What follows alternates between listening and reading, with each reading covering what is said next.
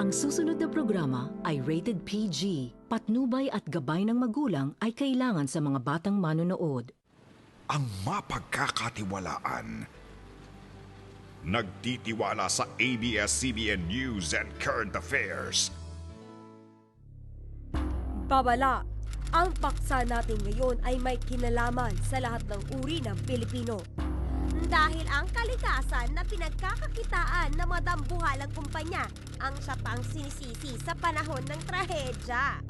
Sa huli, tayo na namang taong bayan ang magtitiis ng perwisyo habang patuloy ang iilan sa pambabalahuran ng kalikasan. Sa isyong ito, may pakialam ka. Issue ngayon!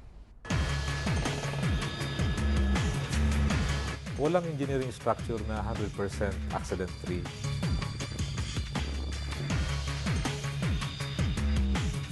Pag kinumpare mo to sa ibang spill before, talagang malaki siya. Wala pong pagkasala, wala pong negligence ang mga tauhan ng PhilEx. Ito ay dahil sa force majeure. Force majeure ang pag-uusapan, malayo. Si either po nagsisinungaling siya o talagang hindi niya po alam yung sitwasyon. Yung tinatawag nating responsableng pagmimina, hindi talaga posible.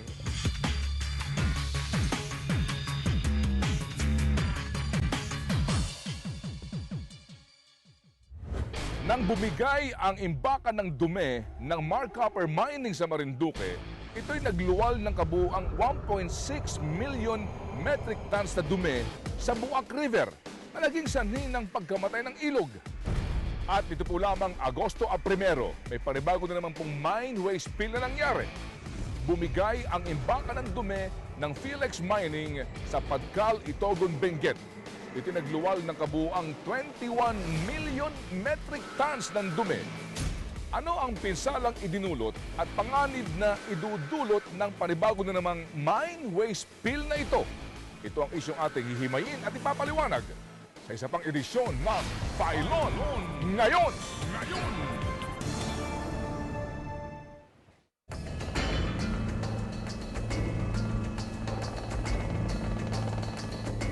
Nito lamang August 1, ginulantang ng malakas na ugong ang mga residente ng Barangay Dalupirip sa Itogon, Benguet. Gabi noon mangyari yan, noong mga alas 8, akala ko'y landslide. Nung dumungaw ako sa bintana, mulsok pala yung putik.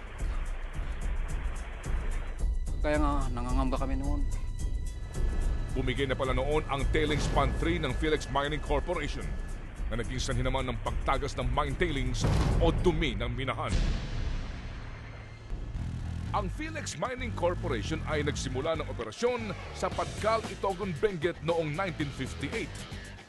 Nagmimina sila ng ginto at copper sa pamamagitan ng block caving method na isang paraan ng underground mining.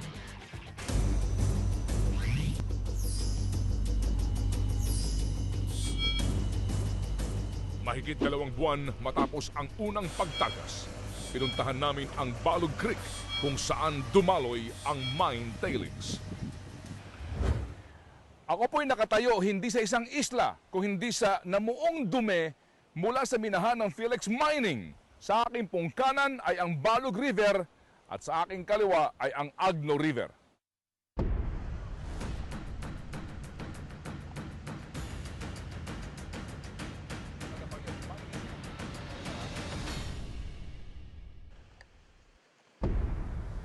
Sa taya ng Mines and Geosciences Bureau o MGB, umabot na sa 20.6 million metric tons ng tailings o latak ng mina ang tumagas mula sa Philex. Inabutan namin sa lugar ang mga tauhan ng Philex na mano-manong isinasako ang santambak na tailings. Ano ang instruction ng Philex dito? Actually, pumunta lang kami dito para linisin yung accidental discharge namin. Pero syempre, as a responsible mining company, kailangan namin ayusin yung mga natapon namin. Pero ang napapansin ko, parang ang lawak yata nito, ang dami nito para ibabag din yun. Sa loob ba ng isang araw, nakakailang bag kayo? Mga ka 2,000 siguro kami ngayon. Mawalang galang lang engineer Paano kayo makakadalawang libong bags 2 oras? Pagkatapos natin mag-usap, abay, wala na kayong lahat sa site. Ito ang bunganga ng Balug River. 2.5 kilometers ang layo mula sa bumigay na imbakan ng dumi ng Philex Mining. At ang ilog na ito ay konektado dito sa Agno River.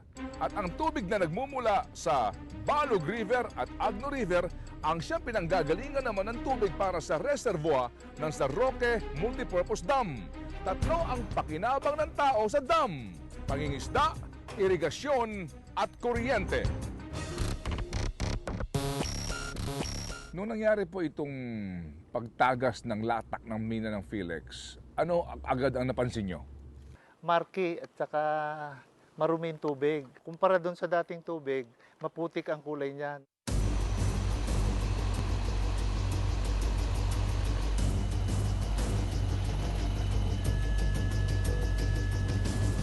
Asan yung dam tree? Ito, Chinese Macabel Tree. Diyan sa gitna niya, diyan yun nandun yung Butas. butas. Ayan, yung bato. May puro puti na yan. Oo. Kung wala nang tumatagas ngayon, most probably, hindi na siya puti. Ayan, may puti oh. Ayan yan oh.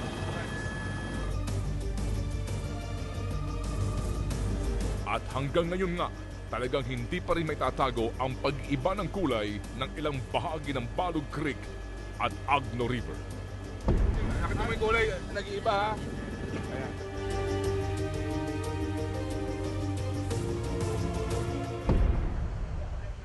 Ayon sa mga residente at maging kay Ginoong Dakusin ng National Power Corporation, dahil ito sa tailings na pumailalim sa riverbed. So in terms of shallowing, bumabaw na yung pan, di ba? Yung capacity ng reservoir na mag-hold ng water. Ano ho ang epekto kapag bumabaw ang ating reservoir? Pag kukunti ang kayang hawakan ng reservoir ng tubig, iiksi rin yung capacity ng planta na mag-generate ng kuryente. Pati yung operation ng planta, iiksi rin. Posible magkaroon ng krisis sa elektrisidad mula dito dahil sa nangyaring ito. Pero hindi lang ito ang pinsala, nadala at dadalhin pa ng tumapong tailings ng Philex Mining. Ayon sa Philex Mining, ang material na ito na nanggaling mula sa kanilang bumigay na imbakan ng dumi sa loob ng minahan ay non-toxic. Ngunit ayon sa aming nakapanayam na mismong minero sa loob ng minahan ng Philex Mining sa Itogon, Benguet, ang kanilang klasifikasyon sa material na ito ay hazardous material. Nakalagay doon hazardous. So, anong diferensya ng toxic sa hazardous? Nakita natin na yung ginagamit nilang mga chemical ay toxic talaga. So maapektuhan nito yung maraming mga pamayanan sa baba ng San Roque Dam na umaasa sa irigasyon niya. At mismo yung pagkain, at nabot dito sa Maynila, dahil at sa iba pang mga bahagi ng bansa, kung itong nakalalasong tubig na ito mula sa dam ay bababa sa irigasyon, at yun ay hahalo na yan sa mga tinatanim na palay, di ba? Pag kinain mo yon, kumakain ka ng pagkain may lason. Sinuri ang mga isdang nasa Agno River ng BIFA Region 1 o Bureau of Fisheries and Aquatic Resources para makita ang epekto ng tailings. Ang epekto nun sa isda is hindi naman natin makikita yung magkakaroon siya ng problema. Ang magiging problema po niyan is yung tao na nakakain ng isda na kontaminado. So, hindi ho siya safe sa health ng tao. So pwede ho sila mag-cause ng mga cancers. Nagkakaroon ka ng cirrhosis, pati utak, no? Pati bato or kidney. Tatamaan lahat yan. Bailon ngayon!